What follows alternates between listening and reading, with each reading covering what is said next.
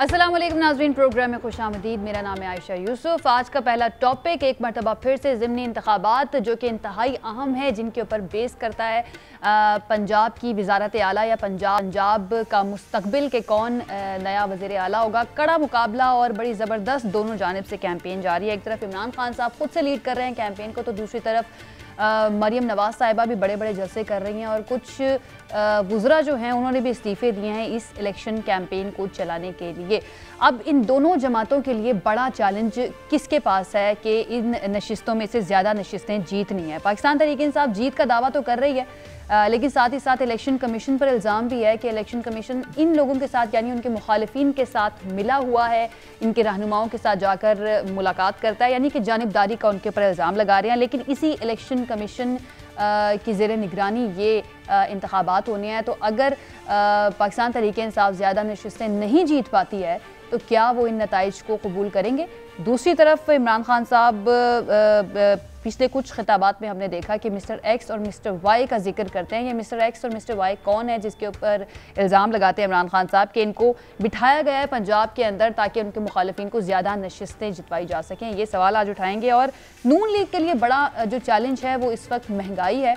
हालांकि मरियम नवाज़ साहिबा ने आज ऐलान भी किया है कि 2 दिन के अंदर पेट्रोल डीज़ल की कीमतें कम हो जाएंगी, लेकिन ये कीमतें जो हैं क्या मुस्तकिल बुनियादों पर कम होंगी या फिर सिर्फ इन ज़िमनी इंतखाबात के लिए ऐसा किया जा रहा है, और ये कितनी हद तक माइल कर पाएंगे वोटर्स को इन ऐलानात के बाद, इसके ऊपर सवाल उठाएंगे। दूसरा आज का हमारा टॉपिक होगा कि IMF के साथ अब तक मुआहिदा नहीं हो पाया है। वज़ीर ख़ज़ाना मिफ्ता इस्माइल साहब जो है उन्होंने एक मरतबा फिर से कह दिया है कि जल्द ही मुआहिदा हो जाएगा, लेकिन कब तक आखिर ये मामला मुअम्मा क्यों बन चुका है, अब तक क्यों मुआहिदा नहीं हो पाया। आज भी जो डॉलर की कदर है उसमें इजाफा हुआ है, तकरीबन ₹2.25 का, और $210 में डॉलर ट्रेड करता रहा। अब रुपए की कदर और कितनी कम होनी है, ये इकनॉमिक मेल्ट डाउन जो इस वक्त हमारे मुल्क के अंदर चलना है, इसके अंदर इस्तेहकाम कब तक आएगा, इसके ऊपर आज हम बात करेंगे।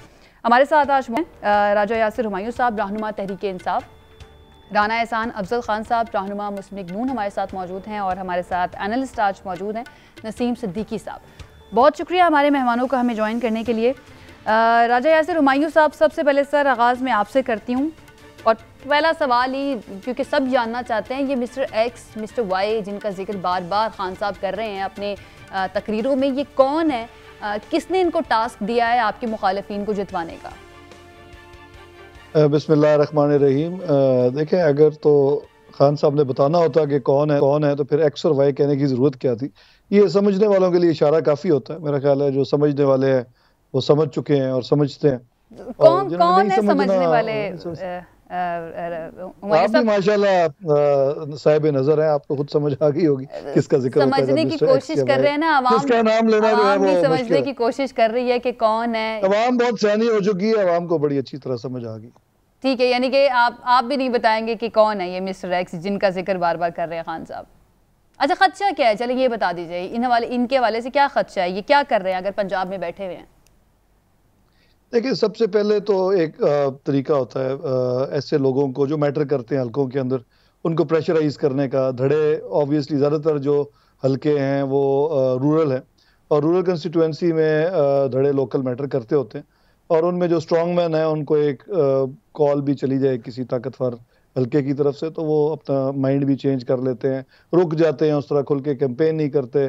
तो एक तो सबसे बड़ा खदशा यही है, और हो रहा है, ये खदशा नहीं है, ये तो इन प्रैक्टिकली हम देख रहे हैं कि आजकल ये किया जा रहा है। दूसरा जो प्रॉब्लम है वो पोलिंग डे पे है। पोलिंग डे पे एक तरीका है रिगिंग का, किस तरह बैलेट स्टफिंग की जाती है, ये मुख्तलिफ, और उसको रोकना होता है। आपको बेसिकली अपने पोलिंग एजेंट्स और जो फॉर्म्स हैं उनकी कंप्लीशन और ये तमाम चीज़ों पर नज़र रखनी पड़ती है, और काफ़ी विजिलेंट रहना पड़ता है अगर आपने उसको रोकना हो। तो ये दोनों चीज़ें हैं जिनको हम एक को तो टैकल करने की कोशिश कर रहे हैं, प्रेशर को खत्म करने की कोशिश कर रहे हैं जो हम, और दूसरा तरीका फिर पोलिंग डे पे हम करेंगे, जो हमारे अरबे होंगे हम वो करेंगे, जो उनके हैं वो करेंगे। अच्छा हुमायूं साहब, हम ये कह सकते हैं कि जो नून लीग के लिए खलाई मखलूक थी वो आपके लिए mister X and mister Y हैं? अगर आप कहना चाहती हैं तो कह भी सकते हैं। नहीं, मैं ये पूछ रही हूँ कि क्या मैं सही कह रही होंगी अगर मैं ये कहूँ तो? ये तो देखिए, आपने कह दिया, समझने वाले समझ गए। मैं फिर अर्ज कर रहा हूँ कि अगर नाम लेना होता किसी का तो खान साहब ले लेते, जब उन्होंने नहीं लिया तो मेरा तो काम नहीं बनता कि मैं किसी चले हमारे बाकी गेस्ट जो हैं उनसे भी पूछ लेते। राना एहसान अफजल साहब, आपके ख्याल में किसको कहते हैं Khan sahab, mister X and mister Y?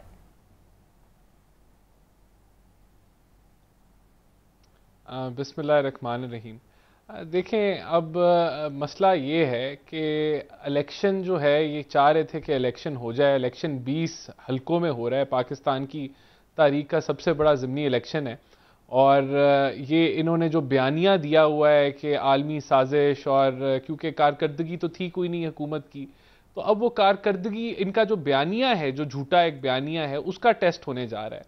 अगर हम ज्यादा सीटें निकाल लेते हैं तो इसका मतलब है इनके पास वो बयानिया भी इनके हाथ से निकल गया, और फिर इनके पास एक ही हरबा है कि वो कहें कि XYZ ABC। और जिस तरह इन्होंने कहा 35 पंक्चर जो है वो लगे, और 35 पंक्चर जो है वो उसका बाद में कह दिया ये सियासी बयान है।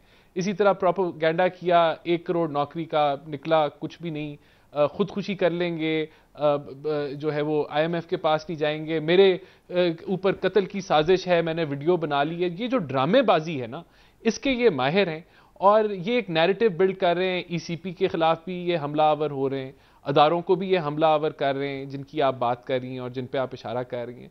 तो ये इनका जो है एक पूरा ये हार मान चुके हैं। आज उमर अयूब साहब का वो क्लिप चल रहा है जिसमें वो कहते हैं जी राजनपुर में जो DC है राजनपुर का, वो इलेक्शन कैंपेन कर रहा है और वो राजनपुर में इलेक्शन ही नहीं है। यानी कि ये इतने भुखला गए, इनको पता भी नहीं है कि इलेक्शन किधर है और किधर नहीं है। लेकिन बात ये है कि ये इनका शौक था कोर्ट में जाने का, इनके हक में फैसला हुआ, इलेक्शन हो रहा है। ECP यही राजा साहब थे जो सरबराह हैं ECP के, जिसके ये गुण गाते थे शेख रशीद साहब, जिसकी तारीफ इमरान खान साहब करते थे। लेकिन जब इन्होंने अगवा किए वो प्रिजाइडिंग ऑफिसर्स और इनकी चोरी पकड़ी गई, तो फिर वो उनको बुरे लगना शुरू हो गए। और जब से वो न्यूट्रल हुए, वो उनको जो अदारे हैं वो भी बुरे लगना शुरू हो गए। तो ये बदकिस्मती से जो इंतशार की ये सियासत कर रहे हैं, जो ये तकसीम की सियासत कर रहे हैं, ये उसी की प्लानिंग कर रहे हैं। राना एहसान साहब, आपने PTI के नैरेटिव की बात की कि इन्होंने साजिश का बयानिया बनाया, इन्होंने अब इनके पास महंगाई का बयानिया भी है, करप्शन का बयानिया है, NRO 2 की भी खान साहब बात करते हैं। इसके मुकाबले में मुस्लिम लीग नून का क्या बयानिया है? इस इलेक्शन में मुस्लिम लीग नून किस बयानिए के साथ जा रही है जो PTI का काउंटर नैरेटिव हो? देखें, बड़ा सिंपल बयानिया है। इस वक्त दुनिया के अंदर एक कमोडिटीज का सुपर साइकिल चल रहा है। पाकिस्तान को बैलेंस ऑफ पेमेंट का क्राइसिस है जो इनका बनाया हुआ है, जो 2 साल इन्होंने डिले किए IMF के साथ, जो है वो उनसे पैसे ले लेते थे और फिर वादा खिलाफी करते थे, फिर पैसे ले लेते थे, फिर वादा खिलाफी करते थे। और इन्होंने इस मुल्क के जो माशती, जो इन्होंने एक जाल बिछाया बारूदी, वो हम उसको निकाल रहे हैं, उस दलदल से इस मुल्क को निकाल रहे हैं। हम मुल्क को एक सस्टेनेबल ग्रोथ की तरफ लेके जा रहे हैं और दिवालियेपन से बचा रहे हैं। और इंशाल्लाह ताला जो इन्होंने गन डाला है मईशत के अंदर, जो तबाही मचाई है, उसको हम बचा रहे हैं। ये हमारा बयानिया और ये अवाम समझती है। देखें, 3 माह में ये जो कुछ हुआ है, ये हम इसके जिम्मेदार नहीं हैं, हम इसको संभालने के जिम्मेदार हैं। हम लोग इसके अंदर बेहतरी लाने के जिम्मेदार हैं। अवाम जानती है कि 5 साल जो PMLN की परफॉर्मेंस थी, उसके अंदर लोड शेडिंग भी खत्म हुई, उसके अंदर गैस के टर्मिनल भी लगे और गैस की लोड शेडिंग भी खत्म हुई, उसके अंदर दहशतगर्दी भी खत्म हुई, उसके अंदर CPEC भी आया। तो वो है PMLN। और इंशाल्लाह ताला इस मईशती मुश्किल से भी PMLN निकालेगी, इस मुल्क की इकोनॉमी को दोबारा सही रास्ते पे भी PMLN चढ़ाएगी। और यही हमारा बयानिया है और ये मकबूल है। आप देख रहे हैं कि किस तरह हमें जो है एक अवामी जो है वो रद्द अमल जलसों की सूरत में जो आप देख रहे हैं, वो खैर वो तो PTI भी जलसे कर रही है, लेकिन असल जो मैं समझता हूं कि जो इम्तिहान है वो इलेक्शन वाले दिन है। अगर इनको कोई लगता है कि कोई साजिश हो रही है या कोई प्लानिंग हो रही है, तो इनको चाहिए कि ECP पे जाए। इनके पास सुप्रीम कोर्ट भी है, ये सुप्रीम कोर्ट में भी गए, उसमें तो ये चले गए ना, प्री पोल धांधली के खिलाफ दरखास्त दायर कर दी है, फोरम भी है वहां पाकिस्तान तहरीक इंसाफ ने। तो लेट्स सी इसके ऊपर अब इलेक्शन कमीशन क्या करता है। नसीम सिद्दीकी साहब की तरफ मैं बढ़ूंगी। नसीम सिद्दीकी साहब, आप ये सारा मामला इस इलेक्शन से पहले क्या देख रहे हैं? PTI बार बार इलेक्शन कमीशन पर जानिबदारी का इल्जाम भी लगा रही है। क्या समझे हम, क्या इंतखाबात होने से पहले ही मुतनाज़े हो गए हैं और जो पाकिस्तान को एक सियासी इस्तेहकाम मतलूब है, जिसकी ज़रूरत है इस वक्त मुल्क में, उसी उसी से जुड़ा हुआ है हमारा मुआशी इस्तेहकाम भी, तो क्या मिल सकेगा इस इलेक्शन के बाद? बिस्मिल्लाहिर्रहमानिर्रहीम। आयशा, बहुत शुक्रिया। आप ये जो मिस्टर एक्स और वाई का पूछ रही थी, तो मैं थोड़ा सा आपको इशारा दूं कि हमने तो अपने बचपन में जब इमरान सीरीज पढ़ा करते थे तो उसमें एक खुफिया हाथ होता था, उसका नाम मिस्टर एक्स होता था। तो ये खुफिया हाथ हैं जो हर दौर में होते हैं। हाँ जी, X2। तो ये वो जी सिर्फ एक्स हो गया ना। तो आयशा, बात ये है कि जो आपने सवाल पूछा है ना, देखें, ये पाकिस्तान इस वक्त बहुत ही मुश्किल हालात से गुजर रहा है। बल्कि हमने तो अपने बचपन में जब से खबरनामा देखना शुरू किया था तो ये होता था कि पाकिस्तान मुश्किल हालात से गुजर रहा है। इसका जिम्मेदार कौन है? जो तकरीरें की जाती हैं हमारे जलसे जुलूसों में, उनका पाकिस्तान की मईशत या पाकिस्तान की बेहतरी से कोई ताल्लुक नहीं है। एक दूसरे के ऊपर कीचड़ उछाला जा रहा है। मरियम नवाज जिस तरह एक औरत होके जबान इस्तेमाल करती हैं, या इमरान खान साहब लोगों के नाम बिगाड़ते हैं, मेरे ख्याल से हमें इस चीज से बाहर निकलना चाहिए, अपनी आवाम को एजुकेट करना चाहिए। ये आवाम भी एक बॉम्ब बनती जा रही है। ये जो आबादी बढ़ती जा रही है, ये भी एक बॉम्ब बनती जा रही है। ये जिस दिन फटेगी तो खुदा ना खास्ता पाकिस्तान, अल्लाह ना करे, बुरे हालात मजीद बढ़ते चले जाएंगे। आपने इलेक्शन की बात की, देखिए पीटीआई के लिए ये एक बहुत बड़ा टेस्ट केस है, क्योंकि ये उनकी 20 सीटें हैं जिनके ऊपर ज़मनी इंतखाबात हुए। और इलेक्शन एक पूरी साइंस है। पाकिस्तान में जो इलेक्शन लड़े जाते हैं उसको पूरा एक उसका तरीक़ेकार होता है। हमने भी अपने ज़माने में स्टूडेंट इलेक्शंस में हिस्सा लिया, फिर जब ये पार्टी इलेक्शंस होते थे इसका भी हिस्सा बनते थे। तो पीटीआई को उसमें थोड़ी सी जो है वो मतलब मुस्लिम लीग नून को मैं कहूँगा कि सबकत हासिल है, क्योंकि पुराना अरसे से वो जो है इलेक्शन लड़ रहे हैं। उन्हें पता है लोगों को किस तरह बाहर निकालना है। वोट भी आपको पता है एक्स्ट्रा बने हुए होते हैं। धांधली भी हर दौर में ही होती है। किस दौर में नहीं हुई? 2018 में भी हुई, 2013 में, 2008 में। कभी भी इलेक्शन को जो है वो माना नहीं गया कि ये इलेक्शन सही हुए थे। सबसे पहले तो इन तमाम पार्टियों को मिल बैठ के इनके पास इतना बड़ा चांस था कि ये असेंबली में ऐसे रूल्स पास करवाते जिससे जो आपके इलेक्शन है वो मतनाज़ा ना हो। देखें ना, आप किसी भी इदारे पर उंगली उठाते हैं, बेशक हमारा फौज का इदारा है, इलेक्शन कमीशन है, नादरा है, नैब है, ये सब इदारे तो पाकिस्तान के ना। और आप हुक्मरान जब होते हैं तो ये सब आपके अंडर होते हैं। तो इनको डेवलप किसने करना है? जी बिल्कुल, जिम्मेदारी उन पे ज्यादा आती है जिन्होंने इस मुल्क के ऊपर ज्यादा हुक्मरानी की है। अगर इमरान खान साहब ने कहा जाता है कि 3 साल में कोई बिगाड़ पैदा की है, तो इस नहज पे बाकी भी तो पीपल्स पार्टी का कितना शेयर है? 2-2, 3-3 दफा हुकूमत की, मुस्लिम लीग नून ने हुकूमत की, इन्होंने किया क्या है? मतलब जैसे शहबाज शरीफ की बात आती है कि जी पंजाब में इन्होंने बड़ा काम किया। मैं लाहौर का रहने वाला हूँ जी, कुछ अंडरपास ले लेते हैं, कुछ पुल ले लेते हैं, इस तरह की चीजें तो जरूर नजर आती हैं। लेकिन हमारा हेल्थ का स्ट्रक्चर किधर है? अगर वो 10 साल बिला शराकते गैरे पंजाब के वजीर आला रहे और इलाज खुद जाके बाहर से कराते हैं, तो इससे आप इलाज की सहूलतों को देख लें। अगर आपका कभी ये जो हमारी एजुकेशन डिपार्टमेंट है या प्राइवेट पब्लिक के जो सेक्टर्स हैं, गवर्नमेंट के स्कूल्स हैं, उनमें कभी जाएं और लाहौर से बाहर निकलें तो आपको पता चले कि मतलब किस तरह मामलात को चलाया जा रहा है। तो अभी ये इलेक्शन पीटीआई के लिए बहुत बड़ा इम्तिहान होगा, क्योंकि उन्होंने इस इलेक्शन को जीतने की पूरी कोशिश करनी है। एक एडवांटेज इस वक्त पीटीआई को ये है कि इमरान खान साहब खुद क़यादत कर रहे हैं, जो कि पीटीआई के चेयरमैन है। जबकि दूसरी तरफ से पीडीएम के हमें कोई ज्यादा लोग नजर नहीं आ रहे। मरियम नवाज शरीफ लीड कर रही है, मतलब नून लीग के जो सदर हैं मियां मोहम्मद नवाज शरीफ, वो अभी तक एग्जाइल में, सेल्फ एग्जाइल में बैठे हुए हैं। इसहाक डार साहब मौजूद नहीं पाकिस्तान में। शहबाज शरीफ और हमजा शहबाज शरीफ लीड नहीं कर सकते क्योंकि वो हुकूमत में बैठे हुए हैं।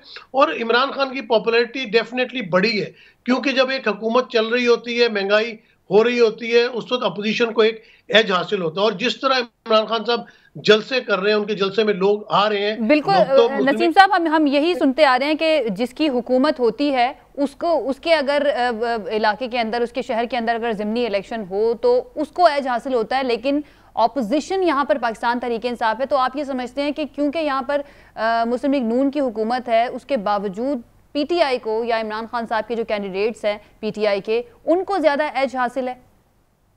जी बिल्कुल, देखिए वजह ये होती है कि जब इमरान खान साहब हुकूमत में थे तो हम लोग खुद सर्वे पे जाते थे या कोई वॉक्स पॉप करने के लिए जाते थे, तो लोग इमरान खान उसकी हुकूमत से खुश नहीं थे। वो यही कहते थे इसने बहुत ज्यादा महंगाई कर दी है। फिर जब एक वुज़रा की तरफ से कहा जाता था कि पूरी दुनिया में महंगाई है, तो उसको अपोजिशन नेगेट करती थी।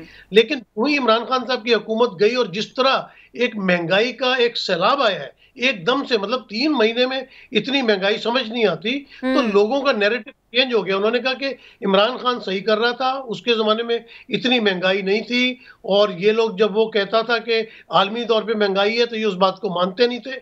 आज ये भी वही बात कर रहे हैं, आईएमएफ के पास कशकोल लेके ये भी चले गए। पाकिस्तान के अंदर डॉलर कमाने के जो काम है उसके ऊपर कोई तवज्जो नहीं देता। हर हुकूमत आके जो है वो अपना कशकोल लेके पहुंच जाती है आईएमएफ के पास। हमारे मुल्क में अंदर बड़ी फर्टाइल लैंड है, हम एग्रीकल्चर को प्रमोट करें, एक्सपोर्ट को प्रमोट करें, हमारी यूनिवर्सिटीज हैं, बैरून मुल्क से स्टूडेंट्स वहां पे आए, उसके अलावा आपके जो हेल्थ सेक्टर है उसमें लोग इलाज करवाने के लिए आए। अगर आप इन सेक्टर्स को डेवलप करेंगे तो पाकिस्तान में डॉलर आएगा। जिस तरह गैर मुमालिक में रहने वाले ओवर लॉन्ग टर्म प्लानिंग की आप बात करें। और यहाँ पर अहम बात यह नसीम साहब, अहम बात यह है कि तहरीक अदम एतमाद लाई इस बेस पे गई थी कि महंगाई बहुत ज्यादा हो चुकी है, और इमरान खान साहब के जाने के बाद महंगाई में जिस तरह से इजाफा हुआ है उसमें आवाम के अंदर गुस्सा तो पाया जाता है। राजा यासिर हुमायूं साहब, सर इलेक्शन कमीशन के ऊपर जानिबदारी का इल्ज़ाम पीटीआई लगा रही है या खान साहब बार बार बात करते हैं, तो सर ऐसा क्या करे इलेक्शन कमीशन जिससे पीटीआई को यकीन आए कि इलेक्शन जो है वो साफ और शफाफ हो रहा है? देखिए, ट्रांसपेरेंसी वो होती है जो कि तमाम लोग, जितने स्टेक होल्डर्स होते हैं और इवन ऑब्जर्वर्स जो हैं, वो कहें कि ये बिल्कुल इंडिपेंडेंट है। एक वो मोइन कुरैशी साहब आए थे हमारे प्राइम मिनिस्टर, तो उन्होंने एक दावा किया था कि इलेक्शन ना सिर्फ शफाफ होगा बल्कि नजर भी आएगा, लोग कहेंगे कि शफाफ है। तो ये जरूरी है। जो अगर आपने मुल्क में कोई भी स्टेबल सिस्टम लाना है तो इलेक्शन, अब हालात ये हैं कि जो सिकंदर सुल्तान राजा साहब हैं, इनकी अच्छी रिप्यूट थी, और इसको देख के ही हमने, हालांकि उनके ताल्लुक थे नून लीग के, बड़े क्लोज हैं उनके जो फादर इन लॉ है, लेकिन उसके बावजूद खान साहब को ये बताया गया कि पर्सनली अच्छी इंटेग्रिटी के मालिक हैं, और हम बड़ी तवक्को कर रहे थे कि ये वाकई जिस तरह राणा साहब फरमा रहे हैं कि ये न्यूट्रल रहेंगे। ये न्यूट्रल नहीं हुए, ये बिल्कुल वन साइडेड चल रहे हैं इस वक्त अनफॉर्चुनेटली। और मेरी अपने कनेक्शंस इलेक्शन कमीशन में, और कल बिल्कुल एक पीपल्स पार्टी के मेरे दोस्त हैं जो इलेक्शन कमीशन में होते हैं, उनसे मेरी बात हो रही थी। वो कह रहे थे कि आप सोच नहीं सकते कि कितना वन साइडेड इलेक्शन कमीशन चल रहा है इस वक्त, और ये तो आपको पता चलेगा आने वाले इलेक्शंस में भी। और अभी भी जिस तरह से इन्होंने लिस्ट को इधर से उधर किया, लोगों के नाम निकाल के जो, और बड़ा एक टेक्निकली काम ये कर रहे हैं कि जिन पोलिंग स्टेशंस पे पीटीआई जो है वो 2018 में अच्छा परफॉर्म किया था, जो 2013 में अच्छा परफॉर्म किया था, तमाम का डेटा इनके पास मौजूद है। वहां से इन्होंने ज्यादा गड़बड़ की उन लिस्ट के अंदर, ताकि हमारा जो वोटर है वो डिस्टर्ब हो। और ये स्पेशली शहरी हल्कों में, और ये तमाम, क्योंकि आजकल कंप्यूटराइज्ड है डेटा, और ये तमाम काम जो है बड़ा टेक्निकल तरीके से किया जा रहा है इलेक्शन कमीशन के अंदर। और ऑब्वियसली तमाम पार्टीज के लोग इलेक्शन कमीशन में मौजूद होते हैं, इंफॉर्मेशन बाहर निकल आती है। तो अगर वो बिल्कुल अनबायस्ड हो जाएं, ये खेलना बंद करें। खान साहब ने तो आज ये बात की है कि चाहे एम्पायर को इन्होंने साथ मिलाया है, उसके बावजूद हम इनको हरा देंगे। तो इंशाल्लाह जो पॉपुलैरिटी का लेवल है, असूलन तो जो 10% गुंजाइश है धांधली की, उसको भी हम बीट करें और फिर इनको हराएं तो मजा तो फिर ही आता है। तो इंशाल्लाह हमें बड़ी उम्मीद है कि इन तमाम लेकिन राजा यासिर हुमायूं साहब, मिस्टर XY की भी बात कर ली, मुख्तदर हल्कों की बात कर ली, इलेक्शन कमीशन भी जानिबदार है, तो फिर आप लोग इतने कॉन्फिडेंट कैसे हैं कि इन नशिस्तों पर आप जीत जाएंगे अगर इतनी ज्यादा कोशिशें हो रही हैं पीटीआई को हराने के लिए? देखें, अगर आप सर्वेज देखें ना, तो जिस तरह अभी सिद्दीकी साहब ने बात की, ज़ाहिर कोई इंडिपेंडेंट ऑब्जर्वर बेहतर बात कर सकता है, मैं तो पीटीआई की बात ही करूंगा। लेकिन मैं कोशिश करता हूं कि अनबायस्ड होके देखूं कि हालात क्या हैं। तो आपके अक्सर जो हल्के हैं उनमें इस वक्त पीटीआई की जो पोल्स हैं वो बहुत आगे जा रहे हैं नून लीग के मुकाबले में, पॉपुलैरिटी का लेवल बहुत आगे। तो अगर एक ज़ाहिर एक लिमिट होती है जिसमें आप धांधली कर सकते हैं, अगर 5-10 हजार का डिफरेंस हो तो वो तो धांधली के जरिए उसको कवर किया जा सकता है। लेकिन अगर डिफरेंस इतना बढ़ जाए, जिस तरह मोहतरमा बेनजीर भुट्टो 1988 में तमाम तर लोगों की ख्वाहिशात के खिलाफ जीत गई थी इलेक्शन, तो हम उम्मीद ये कर रहे हैं कि इंशाल्लाह हमारी लीड इतनी ज्यादा होगी कि धांधली से कवर नहीं हो सकेगी। ठीक हो गया। राना एहसान अफजल साहब, सर महंगाई इस वक्त बड़ा चैलेंज है मुस्लिम लीग नून के लिए, और आप लोगों की भी पूरी कोशिश है, इल्जामात भी लग रहे हैं कि आप लोग रियासती मशीनरी का भी इस्तेमाल किया जा रहा है इन इलेक्शन को जीतने के लिए। लेकिन आप क्या समझते हैं सर, ये महंगाई कितना बड़ा चैलेंज होगी आप लोगों के लिए ये इलेक्शन जीतने में?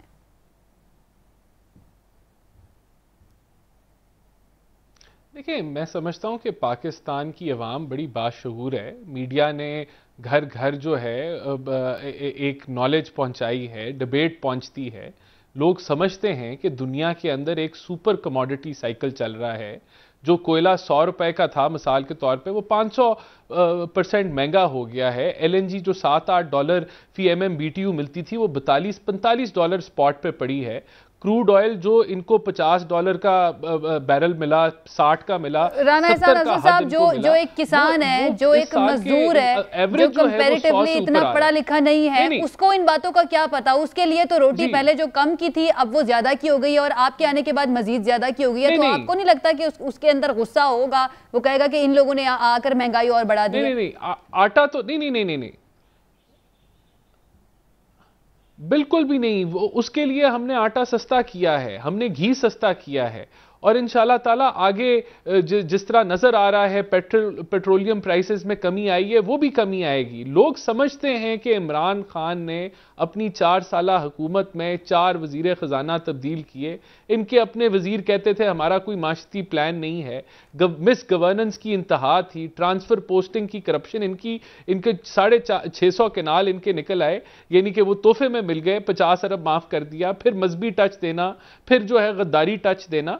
लोग इस बहरूपिये को पहचान चुके हैं, इनकी सियासत को पहचान चुके हैं। ये जो इंतशार फैला रहे हैं, जो तकसीम कर रहे हैं, आज इतने कमजोर जो मईशती हालात हैं उसके अंदर भी ये पाकिस्तान का भला नहीं सोच रहे, एक साजिशी एलिमेंट लेके आ रहे हैं।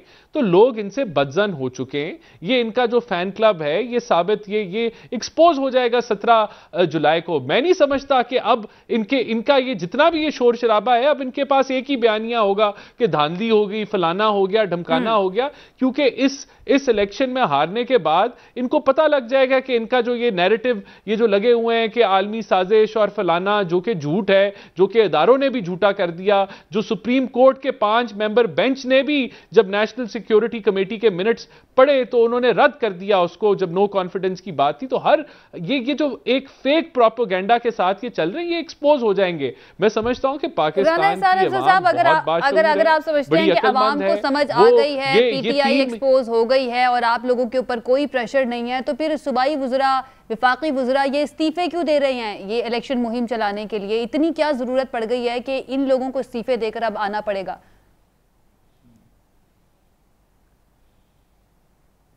देखिए, मैं समझता हूं कि पार्टी लेवल पे किसी ने इंस्ट्रक्शन नहीं दी कि आप जाके इस्तीफे दें और इलेक्शन के अंदर हिस्सा डालें।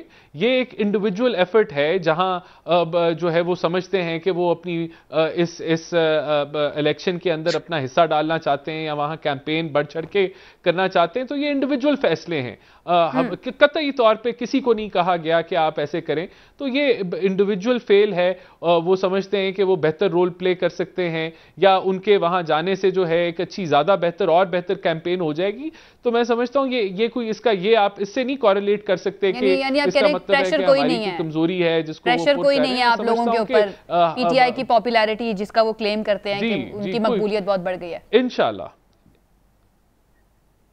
देखें, पीटीआई के पास अब इंतशार फैलाने के अलावा, पीटीआई के पास अब तकसीम की सियासत करने के अलावा, पीटीआई के पास एक गाली गलोच का कल्चर को प्रमोट करने के अलावा, अदारों को अटैक करने के अलावा, क्योंकि अपनी परफॉर्मेंस तो कुछ नहीं है, इसके अलावा इनके पास कुछ नहीं है। और ये अब आप ये देख लीजिएगा, जिस तरह 35 पंक्चर का इन्होंने 1.5 साल अवाम का वक्त जाया किया, अवाम से मुखातिब होकर झूठ बोला, एक दफा नहीं 200 दफा, और फिर कहा ये सियासी बयान है। यही कुछ इनके पास रह गया। सही है। वैसे इंडिपेंडेंट सर्वेज अगर देखे जाएं तो उसके अंदर ज्यादातर हलकों में राना साहब नजर ये आता है कि पीटीआई आ गया है, लेकिन इसका फैसला जो है वो 17 जुलाई को ही होना है। और यहाँ पर एक ब्रेक ले लेते हैं, ब्रेक से वापस आएंगे, यहीं से गुफ्तगू को आगे बढ़ाएंगे। Stay with us. जी नाज़रीन, ब्रेक के बाद खुशामदीद। राजा यासिर हुमायूं साहब, एक तरफ जो मुख्तलिफ जलसे हो रहे हैं पाकिस्तान तहरीक इंसाफ के और जो इलेक्शन मुहिम हो रही है या इससे पहले भी जो इमरान खान साहब ने एक पूरी सीरीज़ की थी जलसों की, उसके अंदर बड़ी तादाद में लोग आए और पीटीआई भी क्लेम करती है कि मकबूल तरीन जमात है। लेकिन आज फवाद चौधरी साहब जो है उन्होंने कहा है कि वो नून लीग के टिकट पर इलेक्शन लड़ने वाले जो 19 मुनहरफीन है पाकिस्तान तहरीक इंसाफ के, उनकी ताहयात नाअहली के लिए अदालत जा रहे हैं।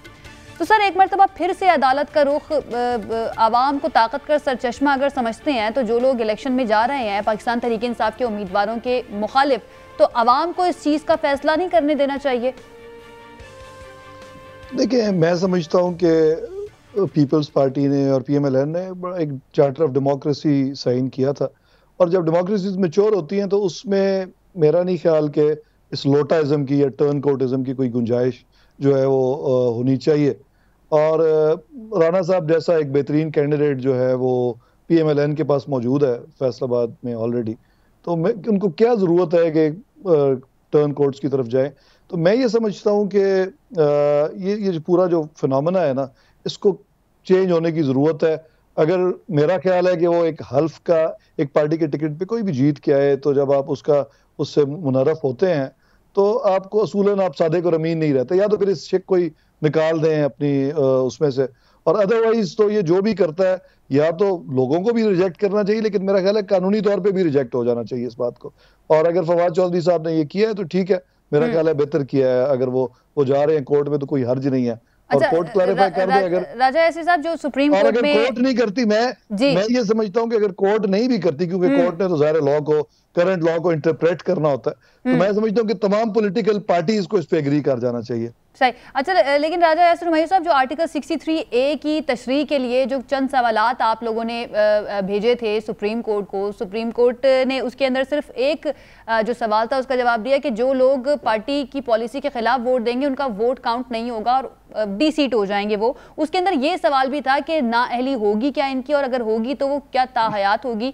उधर भी सुप्रीम कोर्ट ने जवाब नहीं दिया था। अब आप लोग कितने पुरुम्मीद हैं कि अगर ये मामला लेकर जाते हैं आप हाई कोर्ट में तो आप की बात को सुना जाएगा या इसके ऊपर कुछ किया जाएगा आपकी दरख्वास्त के ऊपर?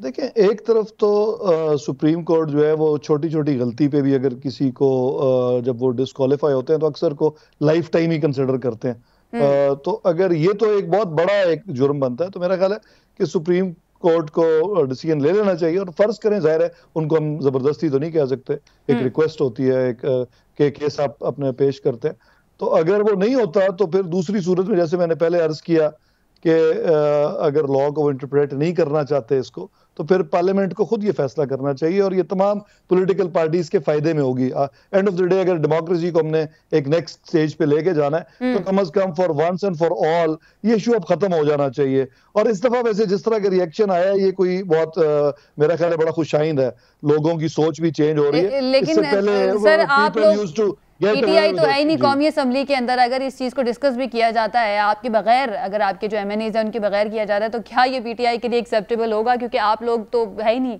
कौमी असम्बली के अंदर। देखिए, पीटीआई हो या ना हो, PMLN और पीपल्स पार्टी पहले से एग्री कर चुके हैं इस बात पे कि ये ठीक काम नहीं है।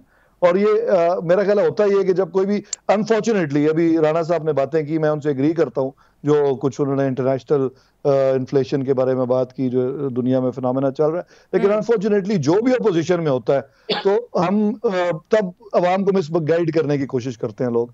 और मेरा ख्याल है कि कम अज कम जिस कैलिबर के ये सियासतदान है और जो भी पॉलिटिकल पार्टीज में पढ़े लिखे लोग हैं, उनको अब एटलीस्ट टीवी पे आके सच बोलना चाहिए, जो असल बातें हैं वो करनी चाहिए। इनकी पार्टी में भी लोग करते, जाहिर है जो गुज़िश्ता कोविड के बाद से जो कुछ दुनिया में हो रहा था वो तो हो रहा था ना, तब इन्होंने जिस तरह का शोर मचाया हुआ था और जिस तरह की महंगाई मार्च ये कर रहे थे, और अब इनको फिर they have to eat their words now, क्योंकि जाहिर अब इनसे भी कुछ नहीं हुआ।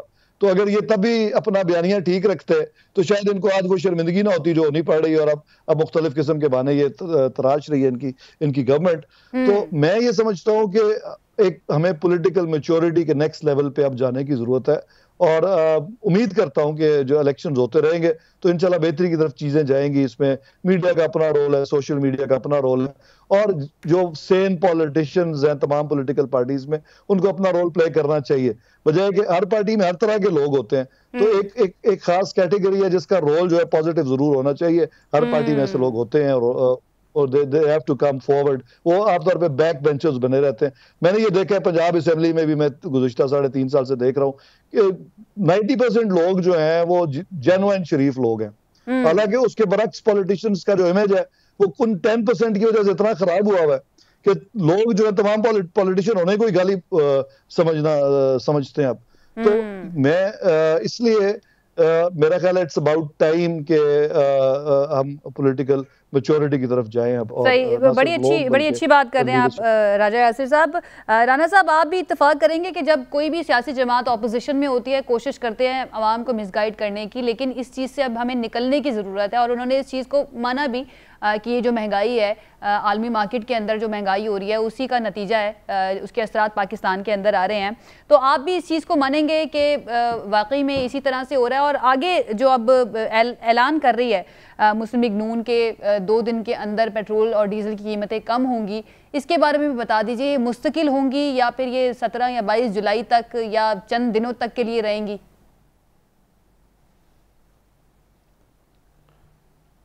देखिए, राजा साहब ने जो बातें की, मैं काफ़ी हद तक उनसे एग्री करता हूँ, और ये ख़ुद बड़ी नफीस बात करते हैं, और हमेशा इन्होंने जो है वो पॉजिटिव इनका एंगल होता है, और जो होना चाहिए सबका। देखें, ये एक प्रॉब्लम था पिछले 4 सालों में कि जो पीटीआई की हुकूमत थी, उसने इस पार्लिमानी निज़ाम को, जिसमें ऑपोजिशन और गवर्नमेंट का एक वर्किंग रिलेशनशिप होता है, उसको हॉल्ट किया हुआ था।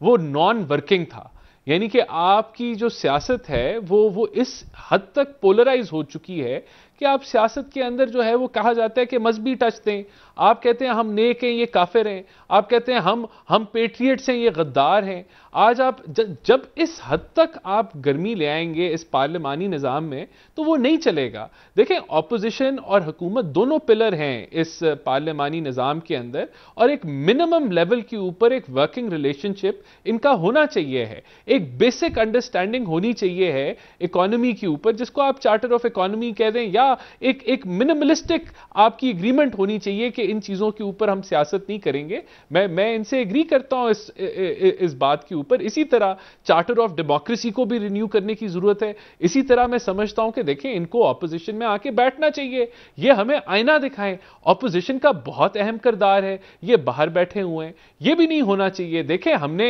इस सिस्टम को अगर चलाना है, ये कमजोर कर रहे हैं इस सिस्टम को, ये इस एक्सट्रीम लेवल की सियासत करके ये जो पॉलिटिक्स है पाकिस्तान का, जो पार्लिमानी निजाम है, वो कमजोर हो रहा है। हमने कोई गैर आईनी काम नहीं किया। जब 63A की जो आप उसको पढ़ लें आयशा, जो हमने आइन के मुताबिक चले, फिर सुप्रीम कोर्ट ने उसकी तशरीह कर ली, हमने एक्सेप्ट किया जो फैसला उन्होंने किया। अब के बाद प्रेसिडेंट एक सेट हो गया है। अब जो सुप्रीम कोर्ट की एक उसकी तशरीह हो गई, उसके मुताबिक मामला चलेंगे। लेकिन मैं समझता हूं कि जो नाजुक हालात हमारी इकोनॉमी के हैं, हम कोई खतरे से नहीं बाहर निकले।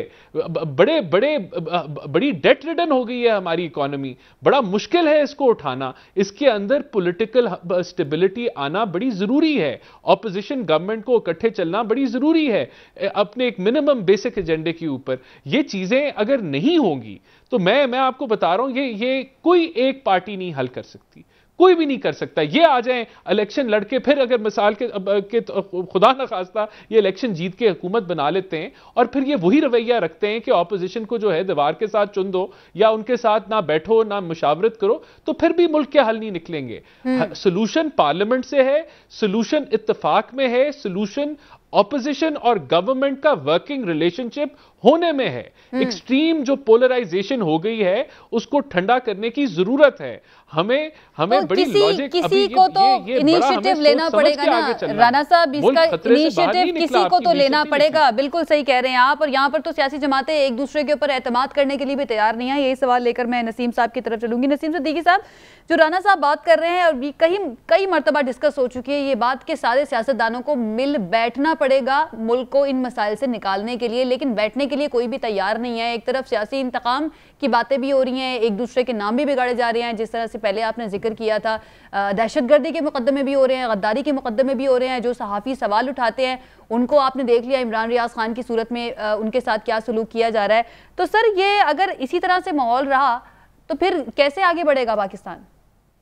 देखिए आयशा, एहसान अफजल साहब बड़े नफीस इंसान हैं। इनके वालिद साहब के साथ भी हमारे ताल्लुकात थे। बड़ी अच्छी सियासत इनके खानदान ने की है। लेकिन देखें, ये प्यारी प्यारी बातें करने से जो है ना, वो कोई फर्क नहीं पड़ता। बात ये कि इनकी आज हुकूमत है, ये पहला कदम आगे बढ़ाएं। इन्होंने क्या किया आके, अब देखें, जो आपने सहाफियों की बात की, अय्याज अमीर साहब जैसे सहाफी के ऊपर तशद्दुद हो रहा है। इमरान रियाज को आपने किन मुकदमात में गिरफ्तार किया?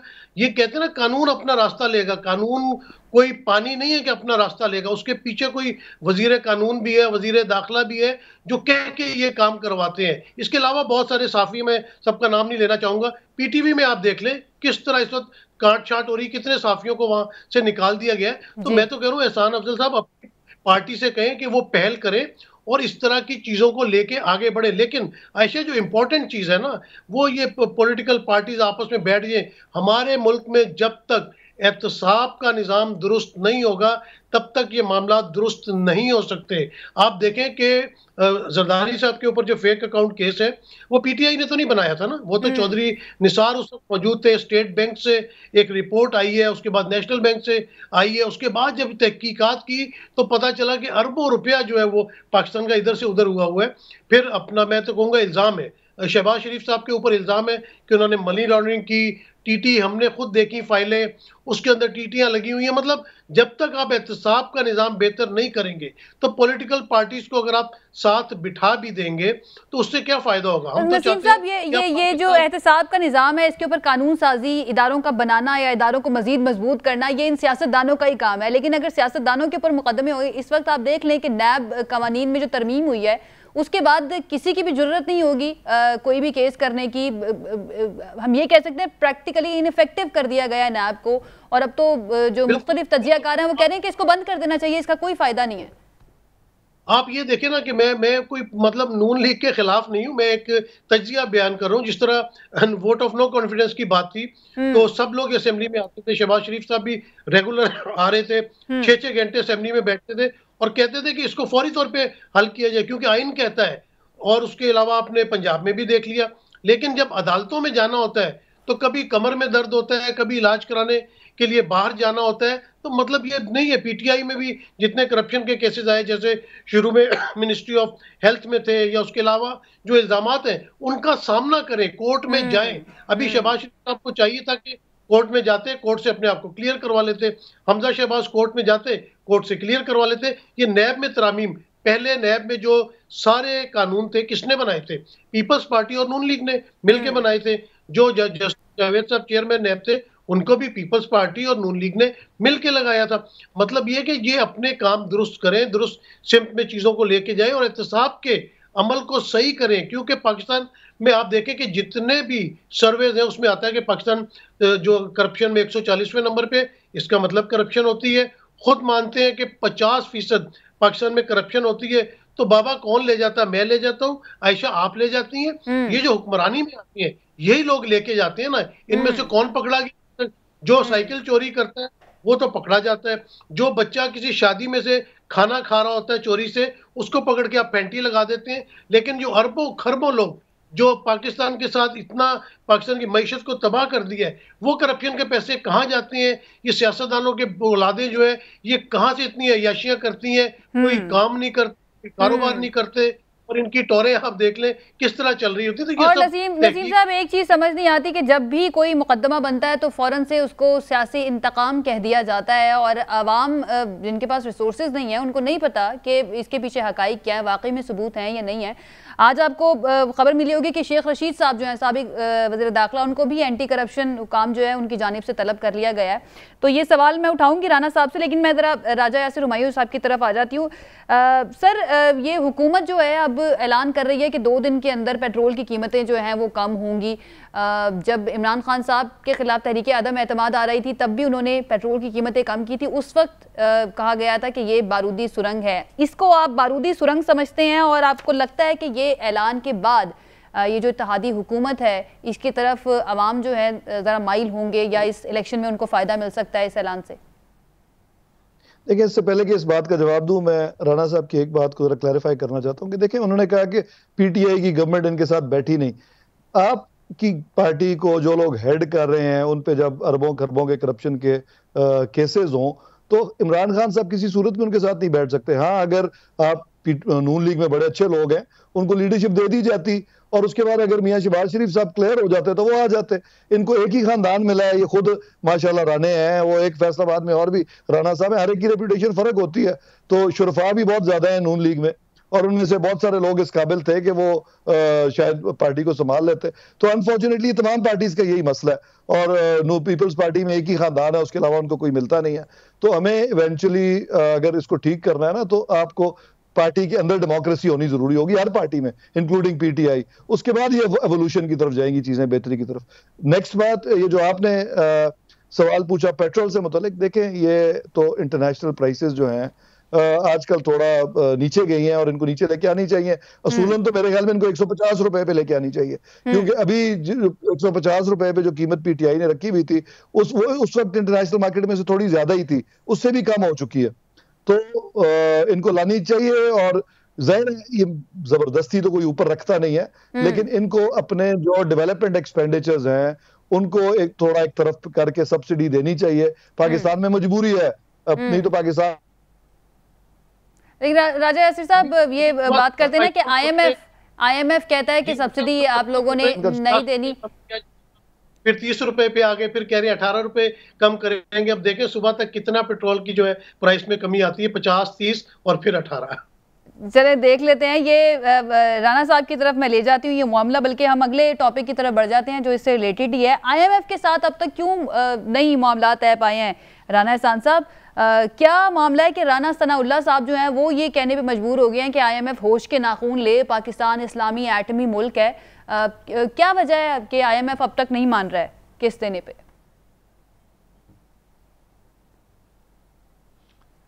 देखिए, आईएमएफ के साथ अब चीज़ें तय पा चुकी हैं, और बड़ा स्मूथली हमारी हुकूमत जब से आई है उसने वक्त ज़ाया किए बगैर, एक टारगेट था हमारा कि हम कुछ रिलीफ जो हम देना चाहते थे उनको बरकरार रखते उनसे, लेकिन जो नेगोशिएशन थी उसमें वो उस चीज़ को माने, तो हम इसको बगैर वक्त ज़ाया किए हम इसको आगे लेके जा रहे। इशू क्या है? देखिए, इशू ये है कि आईएमएफ के साथ पीटीआई ने जो पिछले मुआहदे किए उनसे पैसे ले लेते थे, और फिर वो जो उनकी एग्रीमेंट होती थी वो पूरी नहीं करते थे, और ये लगातार एक मिस ट्रस्ट या कह लें कि ट्रस्ट डेफिसिट जो है वो डेवलप हो गया, कि कोई हुकूमत भी जो है, हुकूमत पे ये एतबार नहीं उनको रहा कि ये, तो हम उस ट्रस्ट डेफिसिट को भी पूरा कर रहे हैं, और कवर हो चुका है। स्टाफ लेवल एग्रीमेंट जो है it is almost final.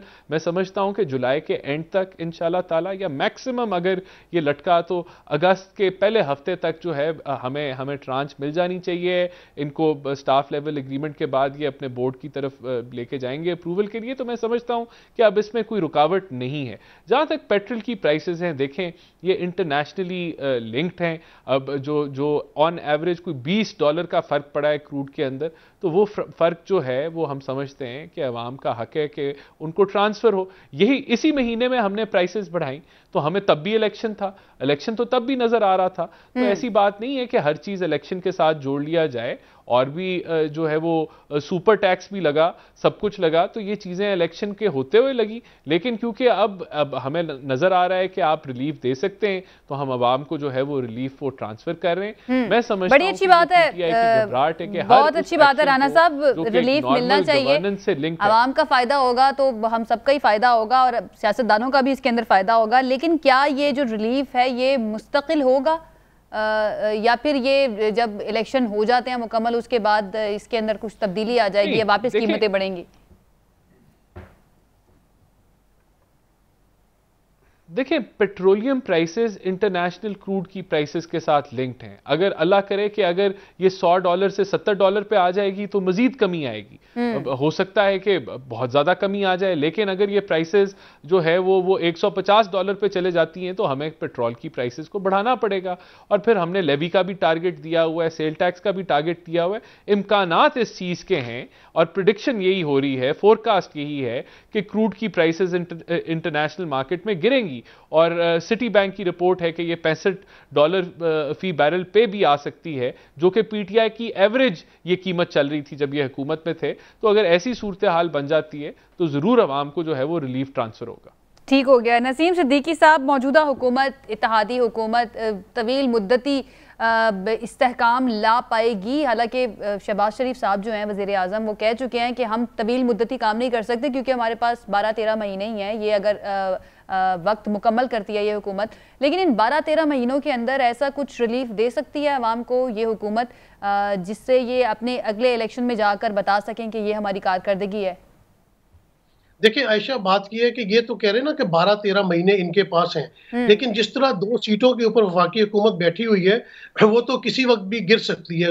PTI के पास कितनी सीटें थी और उसके बाद उनके पास चंद एक इत्तेहादी थे, वो भी उनका जब साथ छोड़ गए तो उनकी हुकूमत धड़ाम से गिर गई। तो मुस्लिम लीग नून के पास तो इतनी सीटें भी नहीं जितनी पीटीआई के पास थी। दूसरी बात यह कि जिस तरह इनका IMF के साथ मुआहदा नहीं हो पा रहा, उसमें एक रीजन ये भी है कि उनको ये श्योरिटी नहीं है कि ये हुकूमत कितने अरसे कायम रहेगी। अभी देख लें कि अगर पंजाब के ज़मीनी इलेक्शन में पीटीआई जीत जाती है और पंजाब में हुकूमत चेंज हो जाती है तो वफाक में हुकूमत का क्या बनेगा? वो तो 2 सीटों पे बैठी है। अगर चौधरी शुजात वाली 2 सीटें काफ लीग की वहां से निकल जाती है, MQM भी इस वक्त नाराज हो रही है, तो अनसर्टेनिटी की वजह से भी IMF जो है वो इस वक्त उनके साथ डील नहीं कर रही। वो कहती है कि कोई तवील मुद्दती अगर हुकूमत मौजूद हो तो उससे जो आपको डीलिंग करनी होती है वो डिफरेंट होती है, और जो एक शॉर्ट टर्म के लिए मौजूद है उनके साथ डिफरेंट होती है। बहरहाल मुश्किलात इनके सामने हैं, अल्लाह करे ये इन मुश्किलात से पाकिस्तान को निकाले। और जिस तरह पेट्रोल की प्राइसेस की बात हो रही थी, देखें हमारे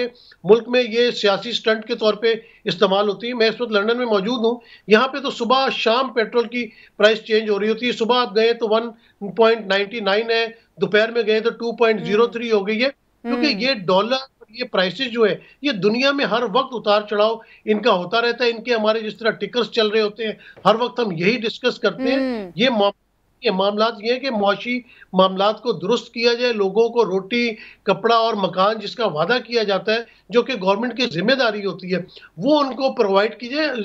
जो अवाम है वो तो ये सवाल पूछती है कि आपने कहा कि शर्जील मेमन के घर से 10 अरब रुपए बरामद हुए, कहाँ गए, क्या बना उस केस का? आपने कहा जी डॉक्टर आसिम जो है वो दहशतगर्दों का इलाज करते हैं और जो कादिर पटेल है वो उनकी उसमें हेल्प करते थे, उस मुकदमे का क्या बना? आपने बताया ना, हमने तो नहीं बताया, आपने तो नहीं बताया। इदारे चीज ये रिपोर्ट देती है कि जरदारी साहब जो है वो करप्शन कर रहे हैं, 10% है, फेक अकाउंट्स है, शहबाज शरीफ ने मनी लॉन्ड्रिंग की। फिर अवाम जवाब पूछती है, अवाम कहती है कि ये तमाम चीजें आपने हमें बताई, कोर्ट में केसेस चले ना, उनके फैसले हुए, आज आपने उनको लाके वजीर आजम बना दिया, वजीर आला बना दिया। कम से कम उनको इन केसेस से तो पहले क्लियर करवा देते। अब राना सनाउल्लाह को देख लें कि एक जगह वो इंटीरियर मिनिस्टर है, दूसरी तरफ उनके ऊपर इल्जाम लगता है कि उन 10 किलो या 20 किलो हीरोइन उनके पास से बरामद हुई। तो अवाम को इस जो मखमसा है इसमें से बाहर निकाले कि वो क्या मंशियात के स्मगलर है या वो इंटीरियर मिनिस्टर बैठ के पाकिस्तान की तमाम जो सिक्योरिटी के राज होते हैं वो उनके पास मौजूद है। तो मतलब ये पाकिस्तान में बहुत सारी चीजें दुरुस्त होने वाली हैं। अवाम को बेवकूफ बना के जो है ना वो पागल कर दिया। एक तरफ वो महंगाई से पागल है, एक तरफ बेरोजगारी से पागल है। हुक्मरानों को चाहिए, सियासी जमातों को चाहिए कि बिल्कुल ये मिलजुल के साथ बैठे और अवाम को रिलीफ दें। अवाम इनको वोट दे के असेंबली में भेजते हैं कि उनके जरिए इनको कुछ रिलीफ मिलेगा। जो असेंबली का हाल होता है, आप भी गैलरी में जाती हैं, हम भी जाते हैं, वहां जिस तरह लड़ाइयां हो रही होती हैं, जिस तरह आवाजें कसी जा रही होती हैं, ये मेरा मतलब पढ़े लिखों वाली बात वहां पे नजर नहीं आती। इससे बेहतर तो आपको नर्सरी क्लास के बच्चे जो है वो डिसिप्लिन में नजर आते हैं। तो खुदारा बहुत वक्त है, अवाम बहुत पिस चुके हैं, बहुत जुल्म ज्यादती उनके साथ हो चुकी है। अब तमाम सियासी जमातों को मिल बैठना चाहिए और अवाम को जो है वो कोई रिलीफ देना चाहिए, अवाम को रिलीफ देना चाहिए और अवाम के लिए ही कानून साजी होनी चाहिए, लेकिन नज़र हमें नहीं आ रहा होता है। बहुत शुक्रिया जी, हमारे मेहमानों का वक्त हमारे पास ख़त्म हो गया है। कल तब फिर से इंशाल्लाह हाजिर होंगे। अपना ख्याल रखिए, इजाज़त दीजिए, अल्लाह हाफ़िज़।